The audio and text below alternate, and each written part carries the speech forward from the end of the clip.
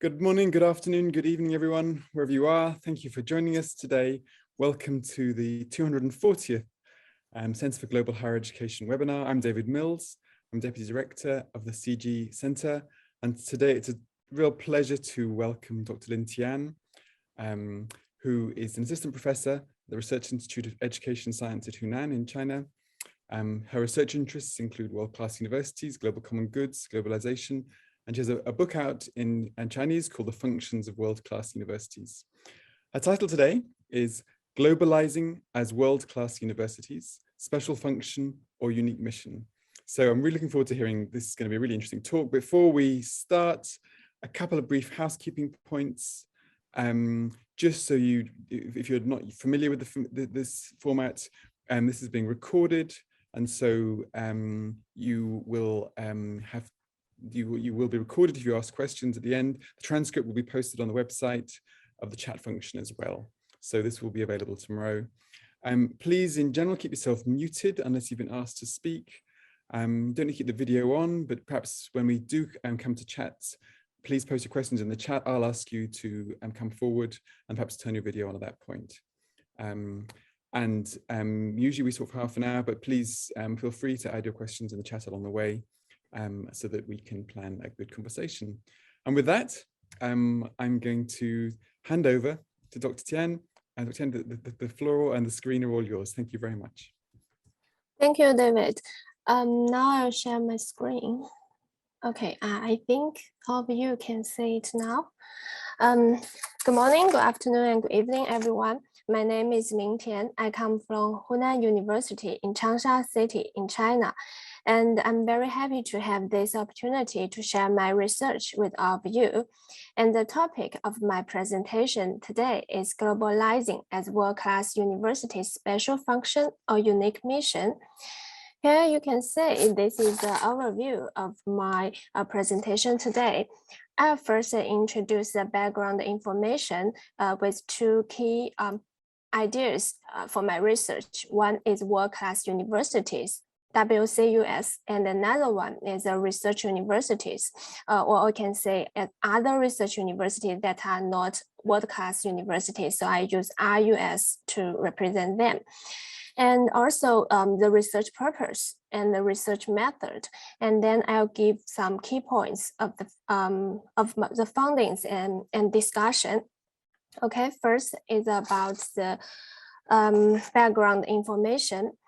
So based on the background information, world-class universities, which are generally regarded as global research universities, are important constituents of the global higher education system. In general, there are some agreed upon features of world-class universities, including talent concentration, abundant resources, global engagement, international reputation, as well as favorable governance.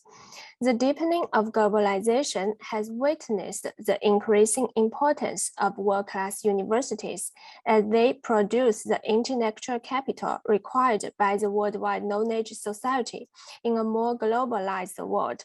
World-class universities are both agents of globalization and instruments of its influence, as well as entities influenced by it. So as a result, world-class universities are more globalized or global than other research universities. This is partly explained why world-class universities are often regarded as global research universities with academic excellence. And one thing we need to know is that when the concept of being world-class emerged in the field of higher education, the terms globalized and global often appeared at the same time, highlighting more the competition for excellence rather than resources, implying that the main global features of world-class universities is a pursuit of excellence at a global level. So this is supported by many scholars' studies, and they consider the pursuit of global excellence to be an important symbol of world-class universities, and it is also the fundamental difference distinguish them from other universities. Actually, world-class universities' pursuit of excellence is closely related to their multiple functions. Here you can see like education, research, service, etc. Implying that the excellence and the world-class status or identity of universities are often achieved through performing their functions. Most scholars consider that the excellence in research is a major symbol determining the world-class status or identity. However, the world-class status or identity of universities does not merely depend on world-class universities' research contributions, but also on their advanced educational ideas, innovative educational models, and extensive social engagement, reflecting the importance of world-class universities' education and service function. So based on the above mentioned information, we know that world-class universities functions underpin models of world-class universities, which are also partly based on their distinctive features, such as abundant resources, global engagement, and favorable governance. Meanwhile, their positioning as global and international institutions, as well as their pursuit of excellence, are important symbols that represent fundamental differences between world-class universities and research universities, here the RUs. However, little empirical research makes systematic comparison between these two types of universities from a functional perspective in terms of education, research, and service. Also, field empirical studies examine whether world-class universities have different functions that are exclusively possessed by them in this globalized and ever-changing world. So based on this, my study focuses on the following two questions. What do world-class universities do differently with their distinctive features when compared with other research universities? Second, do world-class universities have a special function or unique mission that other research universities do not have? Given there is little research on this topic, and in order to fill the research gap, this research aims to investigate the differences in the three basic functions, that is education, research, and service, between world-class universities and other research universities, and also to explore the special function that is possessed exclusively by world-class universities when compared with other research universities with an international comparative perspective among different countries and regions. And my research mainly focuses on China, the US, and Europe. Okay, can say in this study, I use a more quantitative definition for both kinds of universities. World-class universities in my research means research universities that are ranked among the top 100 list in RQS and THE. They have declared themselves to be world-class. And other research universities in my study are research universities that are not ranked among the top 200 list in the above mentioned three major rankings. And they have never declared themselves to be world-class. Okay, here I'll introduce my research method. There are three kinds of methods for data collecting in my research. The first is a documentary method. 4 kinds of official documents, including president's message, mission statement, vision statement, and the strategic plan of 83 universities were connected. And in order for international comparison, I mainly connected data for the public universities. And this data were collected, classified, and analyzed in order to compare world-class universities and other research universities on the functional orientation, that is education, research, and service, based on a framework based on a framework on the basis of the theory of structural functionalism, and I'll explain this later. The second method is a semi-structured interviews. From December 2016 to May 2019, a total of 74 in-depth interviews were conducted. Interviewees include university leaders, professors from universities in China, America, and Europe, as well as international academic experts worldwide. The last is the online survey. From May to July 2019, I invited 552 public world-class universities leaders from the top 100 universities list, and 51 international academic experts to participate in my survey. But at last, a total of 118 people participated in this survey, including 100 university leaders from 77 world-class universities and 18 international academic experts worldwide, with a response rate of nearly 20%.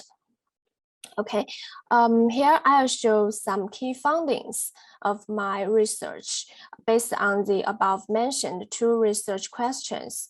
Here you can see the first point is about the differences in three basic functions between world-class universities and other research universities. And the later three points are all related about world-class universities' special function or unique mission, and you will say they can be summarized as globalizing as world-class universities' special function or unique mission, and I'll explain more later. First, let's look at findings related to the first research question, the differences between these two kinds of universities. My research results show that world-class universities and other research universities are different in the three basic functions. In terms of education, the aim or purpose of education related to the types and levels of talents cultivated by universities, and the approach and model of education, as well as the resources of education, are significantly different between them. In terms of research, the type, content, and the focus, the level and the size are also quite different between the two kinds of universities, which are largely contingent on available resources, universities' self-positioning, as well as their visions. And this is a function with the most significant differences between them. In terms of the service function, the most significant differences between them lie in the scope of service. However, the above listed differences do not necessarily indicate that world-class universities are superior to other research universities in terms of the above mentioned three basic functions. First, as the results of this study show, the quality of undergraduate education is difficult to compare between these two types of universities. And the interviewees in my study proposed that undergraduates entering world-class universities are already high-achieving students. So the added value provided by world-class universities is not necessarily higher than that provided by other research universities. Also, some interviewees even believed that the undergraduate education of other research universities is better than that of world-class universities. And this is only an example in terms of education. Due to the limited time, I'll show more results in terms of their research function. Okay, here you can see this table 2.5. Based on the AGIL scheme. This scheme is developed by Parsons and Smelson, was used to analyze the above listed documents from the 83 universities I mentioned in my research method part. And this scheme is often used to analyze the operation of a system or an organization based on structural functionalism, and it is helpful in this study to understand how universities function differently. Here, let's focus on the goal attainment dimension. As you can see here, world-class universities are acting as the most important scientific research center in the world, and they are carrying out leading research projects of the highest quality. They are also discovering and disseminating cutting-edge knowledge and providing timely solutions to the most challenging or complex problems of global concern. And they are pursuing global excellence and scientific breakthroughs. In contrast, other research universities, they are aiming to become top national research universities and striving to become world-class research universities because they are regarding world-class universities as role models in the research aspect. But what we need to know is that some other research universities, they are also carrying out small-scale basic research and conduct research of high level and high quality in certain fields. Just a few examples. And we can also say the differences in their integration dimension, especially about the resources and conditions. For example, world-class universities are obtaining generous national fundings and having multi-channel funding sources. And they are also having strong international scientific cooperation networks, having the most outstanding scientific research teams and also the most advanced scientific research facilities.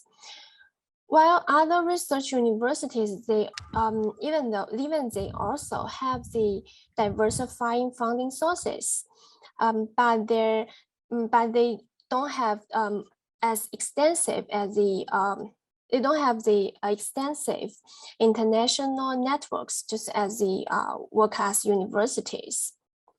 And these data are based on the official documents I mentioned above, as well as my interview data. Okay, as you can see here in the questionnaire, the top 3 differences between world-class universities and other research universities in research function chosen by the respondents are the quantity of research, the size and the level of research, the idea and atmosphere of research. Though most participants in this survey considered that the quality of research differed the most between world-class universities and other research universities, there were also different opinions. For example, apart from the quality of research, most Chinese respondents, the Chinese respondents you can see here as a blue line, they believe that in terms of ideas and atmosphere, as well as resources of research, 2 types of universities are significantly different. While the majority of American respondents, the orange line, they suggested that the size and level, as well as resources of research, are significantly different between world-class universities and other research universities. Okay, so this is the key findings related to the first research question. Let's look at the key findings related to the second research question. For the second research question, only data from interviews and questionnaires are adopted, with interviews as the major data source. Among the total 74 interviewees, the vast majority of them considered that world-class universities have a special function or unique mission that differentiates them from other research universities. More than half of them believe that serving the global common good is one of the dimensions of a world-class university's special function.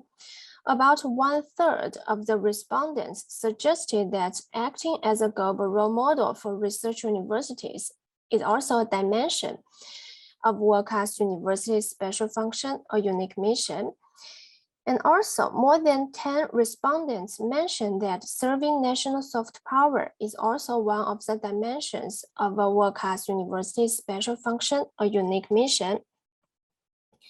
And here you can see this is a result from the survey.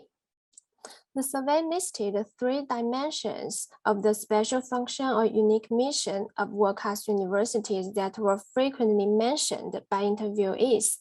Here you can see in this table 2.7. The vast majority of respondents agree that world-class universities serve the global common good and act as a global role model for research universities. Only less than half of the respondents agreed that world-class universities serve national soft power.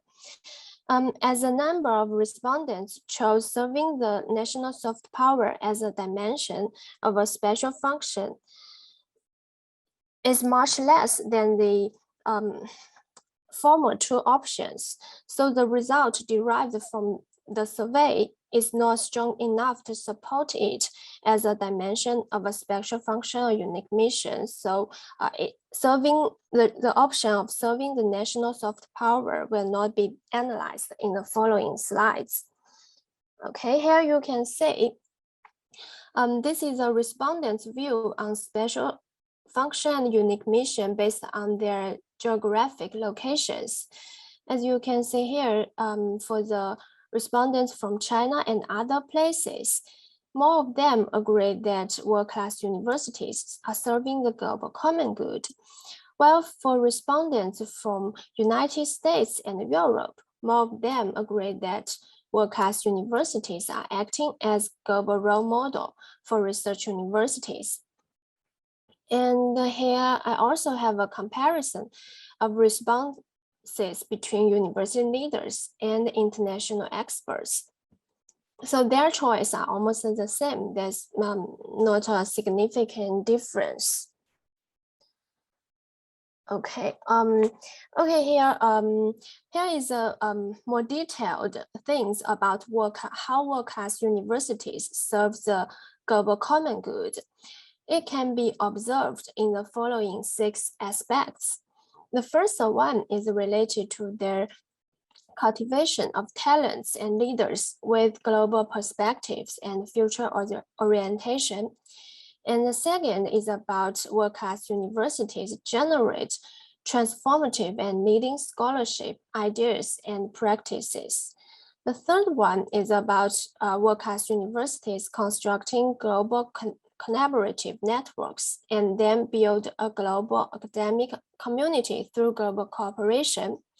And the fourth is about they are dedicating to revealing and solving complex problems in the global society. The fifth is about their firm commitment to the sustainable development of the world. And the last is about their contribution to inclusive innovation and social mobility. And these are about world-class universities serving as a global role models for research universities, which can be demonstrated in the following aspects. First, world-class universities are benchmark for both research-intensive universities and other universities aspiring to become research universities, especially in the process of developing strategic plans. The second is that they are not only the framers and maintainers of high-level academic standards, but also the pioneers of discovering and disseminating knowledge in new ways, and the front-runners of considering and solving scientific, technological, social, and cultural issues in a global context. So those are global orientation and the features of world-class universities are distinctive. Other research universities are also participating in global activities and make global contributions in certain fields, just as showed in my previous slides about the differences on 2 types of universities' research function. They are also making some global contribution in certain area of research. However, the special function or unique mission is exclusively possessed by world-class universities because it is related to their distinctive advantages, including global obligation, global capacity, and global reputation. So here I'll give some explanation of the three dimensions. And global obligation means that world-class universities' special function or unique mission is closely related to the obligations they are taking on, which means that the resources, competitiveness, and influence of world-class universities determine that they should aim for the highest and take on greater and more important global obligations when compared with other research universities. And global capability means that world-class universities' special function or unique mission comes down to a fact of capability matching. That is, only world-class universities have the global capability to perform their special function or unique mission. And global reputation indicate that world-class universities' special function or unique mission depends on their global reputation and the resulting influence and appeal. Okay, maybe next slides. Yeah, next one. So in light of this study defines the special function or unique mission of world-class universities as globalizing. And the next one, here I have some animation, sorry. Yes, that is, in the face of the increasing complex internationalization of higher education, continuously growing global challenges, and rapidly evolving information technology, world-class universities relying on their distinctive advantages, including global obligation, global capability, and global reputation, serve the global common good and act as a global role model for research universities, and continuously improve the unique features of their special function or unique mission, including global positioning, global contribution, global influence, and global cooperation. So next one. Okay, here we come to the conclusion of my presentation today, and I'd like to use a statement by Dirks, the previous chancellor of UC Berkeley. The goal here is twofold. The first, that universities represent the most successful experiments in global institution building. The second, that if universities work together to build global curriculum and global platforms for research and teaching, they might provide models and ideas that will predict new ways of engaging and reimagine globalization itself. So that is to say, among all universities, world-class universities at any one time are being asked to stretch beyond the traditions of education, research, and service, and to reach out beyond their walls, real or metaphorical, in order to connect with the global world in ways that are novel, challenging, and impactful. So for more information, you can refer to the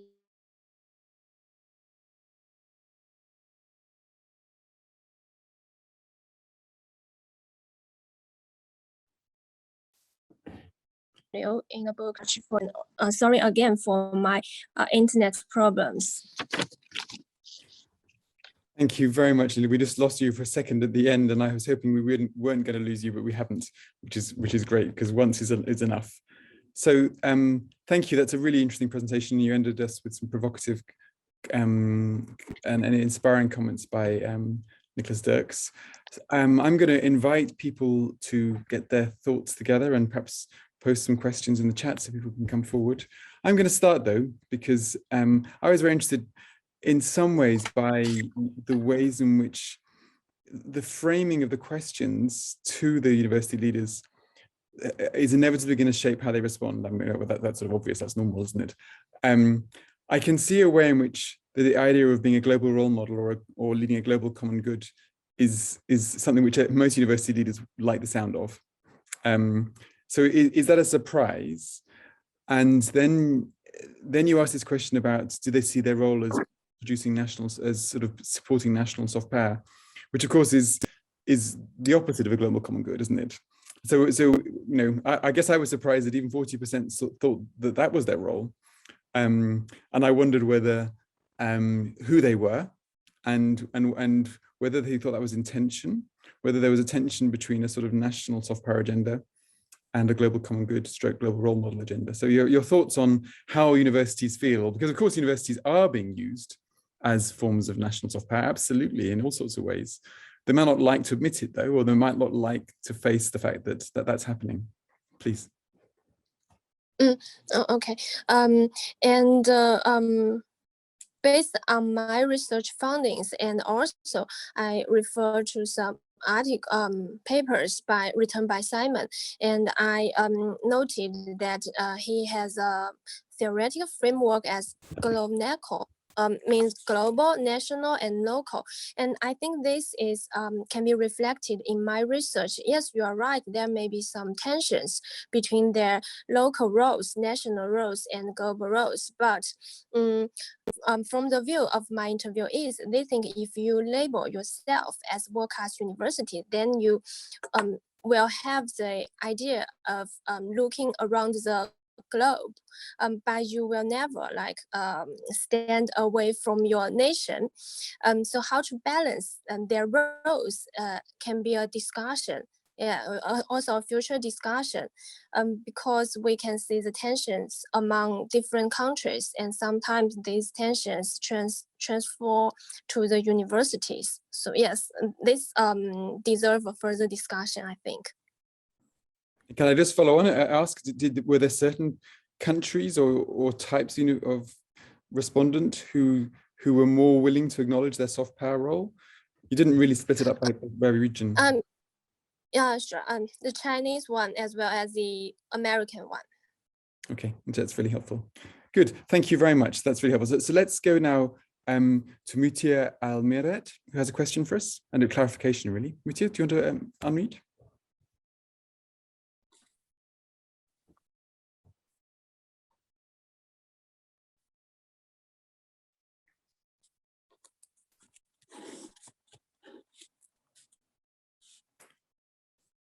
Okay, so I would just say you don't have to ask the question if you don't want to. It's fine to just ask it in the chat and I can ask it for you. But if you'd like me to ask the question, then please do let me know. So perhaps then I'll ask Michi's question for them. Would you explain what you mean by global positioning? So clearly a lot of this is about positionality and how one positions oneself in relation to global rhetoric. Yes, the global positioning, just as I mentioned about their their global this is part of their global orientation. Just as I mentioned before, if you label or you declare yourself as world-class universities, then you need to stand at a global level and try to solve the global problems and making global contributions. This is a global positioning. For example, in your strategic plan, in the strategic plans, these universities, they have global visions. They always label them have global visions. And like the international plan, I think it's part of their global positioning. Many world-class universities, they have this kind of international strategic plans. They try to help the marginalized groups around the world, and they also have networks in the poor countries when compared with other research universities. Okay, so it's about an explicit sort of adoption and almost amplification of that globalization discourse that means that they join in. And I think that's probably post the rankings as well. That really helps. So now I'll go on, and we can always come back to this. Akiyoshi Yonezawa, would you like to come forward and ask a question, please? Thank you very much. My name is Aki Yonezawa from Japan Tohoku University.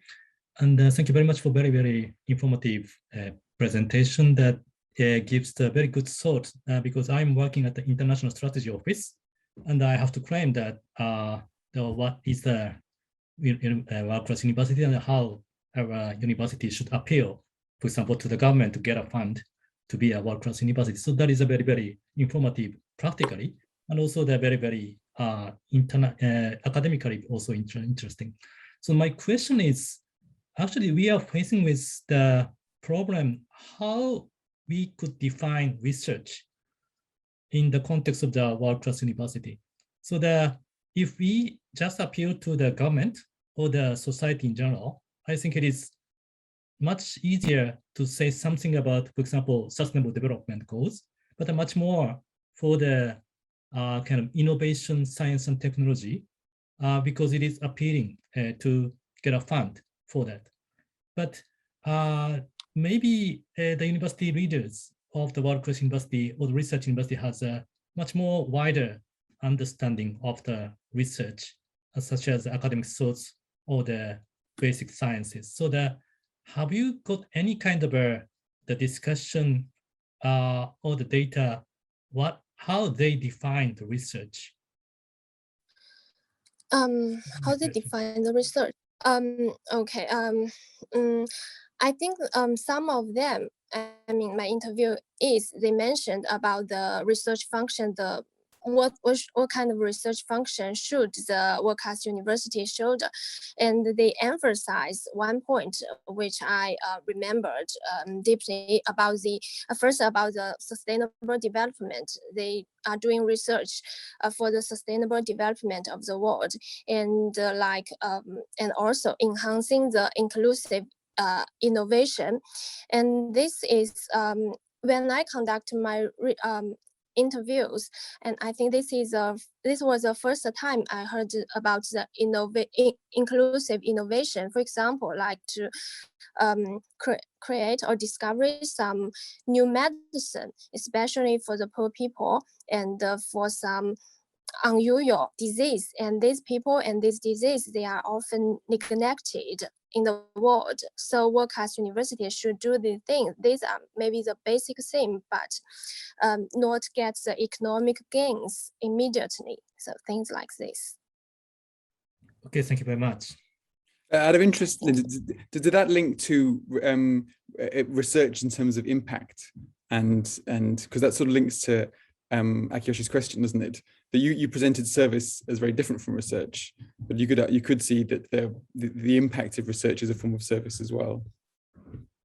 Yeah, and yes, you're right. These two functions are closely related to each other, and sometimes they perform like education, and research are also part of their impact of service.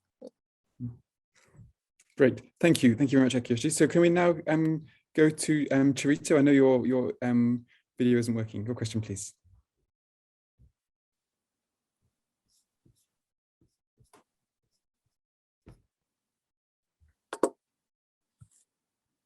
I just wanted to ask, I would like probably a greater specification of what the common good means, one common global good is, considering the diversity of kinds of governments around the world. Question, thank you. So could you say a bit more about how you're using global common good, Lynn, please? How I use or how I define? Both. Yes, okay. Yes. But my question has to do with the fact that governments are so diverse, and I do not know how common good could be generalized. Okay. So the common good in my study or in other academic papers is about the interest, the good, as well as the well-being of everyone, We may consider the local common good, national common good, and global common good. But in my study, I emphasize the global common good. So this is related to the well-being of all people throughout the world. And how to, you mean how to generalize it by the government or by the university? No, what I mean is, for example, depending on what the government is, then the idea of what is good, yeah, it is hard. It's hard for me to imagine that it would be really global. I think the idea of good, if we connected it with the government, it might be the public good rather than the common good. When we use the item common good, it means we people as a we are in the same community, like we are in the global village. So the government is not a considering point in this context. If we consider the government, that might be the another idea about public good. Yeah, because usually the university culture is conforming to government restrictions and government supervision and so on. That's what I mean. Yeah. Yes, sure. So that's why I say I respond to David's comments at first. That's how the university try to balance their national roles and global roles. This needs further discussion, but if you label yourself as a world-class university, you should not only make contributions to the national development, but also doing more for the global. So that's why you deserve the title of global research universities, world-class universities. Okay, thank you very much. Thank you. So just so I can come in to follow up really with that question. I mean, obviously what the universities you're looking at are universities that on the whole are not constrained, heavily by national regulators. They are positioning themselves within a global science system. And therefore they are able to a certain extent to control the discourses they produce about themselves. So then the question for me then, which is the alternative one I asked before, but again, Lynn, I'd be interested in your comments. It's interesting that only 70% saw themselves as promoting being a global role model or promoting a global common good. Why did they not all want to do that? Surely they're all in this global ranking and all see themselves as playing in this global field. Do they not want to be contributing to the global common good? Actually, the interview question is to ask them what do they think the special functions of the world-class universities. Some may not think this is like a special one. They think they show this global role model in their service function, but others consider the global role model is one special aspect of their function. Yeah. So that's why the results show. Okay, so you left them to articulate what they saw their functions as, rather than giving them prompts. Okay, that's really helpful. Yeah. Yes. Okay, so can I now come in ask Anand Chen to ask their question, please? Thank you, David, and thank you, Lynn, for the presentation. And I think this research is really valuable, and the findings are really interesting. Yeah, I'm just wondering, like you mentioned before in the slides, that research universities are considered the world-class university as model, and they're like striving to be world-class university. But also, you also mentioned like there are many features that are totally exclusive to world-class university. So I'm a bit confused of like whether those two types of university, are they developing on the same track? It's like, are the research university becoming world-class university as long as they're really excellent, or as long as they achieve something, then they can be considered as world-class university, or they're like totally two different types of development tracks? Yeah, do you understand what I mean? Yeah. Thank you. Okay.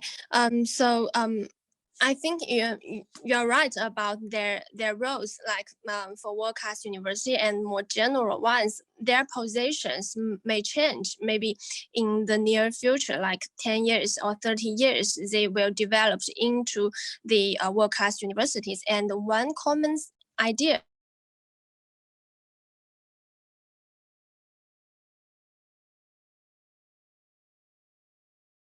about the work from the research universities. So yes, their position may change, but so this research might be limited in a certain time, because I use the data from the 83 research universities, and this ranking results is based on the 2018 ranking tables. So it may change, but may not change a lot, I think, because building or developing into a world-class universities need a lot of things. For example, the money, the funding, and the resources, the people, the student, as well as their international competition and the reputation, and all the things need accumulation, need a very long time. Okay, thank you. I can't see many more questions, so Lynn, I'm going to abuse my chair once more and ask one more question. But please, if anyone else has a question, do come in. My question really is a provocative one, and it's asking you to reflect on what you think the consequences of this discourse of global world-class universities is for other universities. It sort of follows on from Hunan's question, which is, can all universities aspire to be Harvard? And clearly they can't, and clearly they shouldn't. But what are the consequences of creating this stratification in terms of how people experience university? Can you see some downsides to this discourse? Yes, there's clearly a global common good. Yes, there's a contribution. What are the downsides?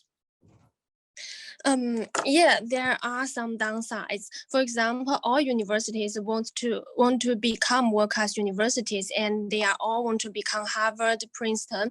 But universities, they are also like national institutions and local institutions. They should remain their local characteristics and their culture, things like this. And this is one downside. And another one is that they may lost in competition. I think there are so many competitions in the higher education circle, and if we are all want to promote world-class universities, and all universities will try to compete for the limited resources, and rather than doing the real research, conduct a good education, things like this, and like lose their real main task. So I guess my question then would be, really, do we want all universities to aspire to be Harvard or even Oxford? I mean, surely that's a real problem if the rankings become such a dominant part of the landscape. Don't we want universities to aspire to doing very different things and not even trying to be world class? Sorry. I guess I'm just wondering whether we actually want some universities to see, actually we don't need to be aiming to go up the rankings, because there's the problem with the rankings is that they are quite unidimensional, aren't they? There's only one sort of variable that really matters. I think you mean the rankings. I'm sorry. No, I mean, I mean, the rankings are a way for you to do the question, to do your research, and that's your way of defining the global world-class universities, aren't it? And all I'm wondering about is, what are the consequences of the rankings being so powerful? Oh, okay, I see. Yes, that's due to the ranking is quite powerful. You're right. So I conduct this study to try to investigate their nature through a functional perspective. So this is a more quantitative research, focusing on their function, their practice, and their relevant policy. Yeah. So that's also part of my research purpose, the potential one. Good. That's a great question, and that's probably a good point at which to finish, because you have written something on this, and if you go to your CGHE web link, you can see some papers that Lynn's written. Thank you all for coming today. It's been great to hear from Lynn Tian, and the recording will be up tomorrow. The next webinar in the series is on Thursday, and it's titled Academic Boundaries and the Impact Agenda for Academic Research, and you can register, like all our webinars, on the CG website. So thank you again, Lynn Tian, for a really stimulating, provocative thinking paper. And we look forward to seeing many of you at a CGHE webinar again soon. Bye-bye. Okay, thank you. Bye-bye.